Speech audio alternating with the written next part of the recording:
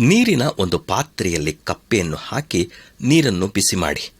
ಆಗ ಆ ಕಪ್ಪೆ ಆ ನೀರಿನ ತಾಪಮಾನಕ್ಕೆ ಹೊಂದಾಣಿಸಿಕೊಳ್ಳುತ್ತಾ ಹೋಗುತ್ತದೆ.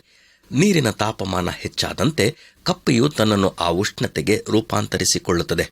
ನೀರು ಕುದಿಯುವ ಹಂತವನ್ನು ತಲುಪುವಾಗ ಕಪ್ಪೆ ಹೊಂದಾಣಿಸಿಕೊಳ್ಳುವ ಸಾಮರ್ಥ್ಯವನ್ನು ಕಳೆದುಕೊಳ್ಳುತ್ತದೆ. ಅದರ ನಂತರ ಅದು ಆ ನೀರಿನೊಳಗಿಂದ ನೆಗೆಯುವ ಪ್ರಯತ್ನ ಮಾಡುತ್ತದೆ. ಆದರೆ ಅದರ ಎಲ್ಲಾ ಪ್ರಯತ್ನಗಳು ವ್ಯರ್ಥವೇ. ಯಾಕೆಂದರೆ ಅದು ಆ ತಾಪಮಾನಕ್ಕೆ ತನ್ನನ್ನು ಹೊಂದಾಣಿಸಿಕೊಳ್ಳುವುದರಲ್ಲಿ ತನ್ನ ಎಲ್ಲಾ ಶಕ್ತಿಯನ್ನು ಬಳಸಿಕೊಂಡಿದ್ದರಿಂದ ಅದೇ ಕ್ಷಣದಲ್ಲಿ ಕಪ್ಪೆ ಸತ್ತು ಹೋಗುತ್ತದೆ. ಹಾಗಾದರೆ ಕಪ್ಪೆಯನ್ನು ಕೊಂದದ್ದು ಏನು?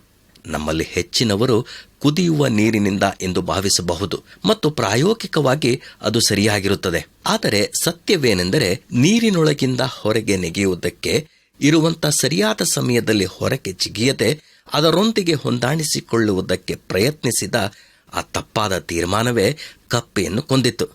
ಸ್ವಲ್ಪ ಯೋಚಿಸಿರಿ. ನಾವೆಲ್ಲರೂ ಕಪ್ಪೆಯಂತೆ ಜನರ ಮಧ್ಯದಲ್ಲಿ ಮತ್ತು ಸನ್ನಿವೇಶಗಳಿಗೆ ತಕ್ಕಂತೆ ಹೊಂದಾಣಿಕೆ ಮಾಡಿಕೊಳ್ಳುವುದರಲ್ಲಿ ಯಾವ ಸಂದೇಹವಿಲ್ಲ.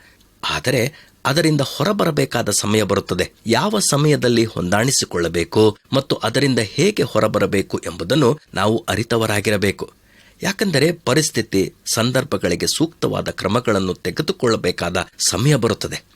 ನೋಡಿರಿ, ನಮ್ಮನ್ನು ದೈಹಿಕವಾಗಿ, ಮಾನಸಿಕವಾಗಿ, ಭಾವನಾತ್ಮಕವಾಗಿ ಇಲ್ಲವೇ ಆರ್ಥಿಕವಾಗಿ ಶೋಷಿಸಲು ನಾವು ಜನರನ್ನು ಅನುಮತಿಸಿದರೆ ಅವರು ಅದನ್ನೇ ಮುಂದುವರಿಸುತ್ತಾರೆ. ಆದರೆ ಯಾವಾಗ ನಾವು ಅದರಿಂದ ಹೊರಗೆ ನೆಗೆಯಬೇಕು ಎಂಬುದನ್ನು ನಿರ್ಧರಿಸುವುದು ಅದು ನಮ್ಮ ಕೈಯಲ್ಲಿರುತ್ತದೆ.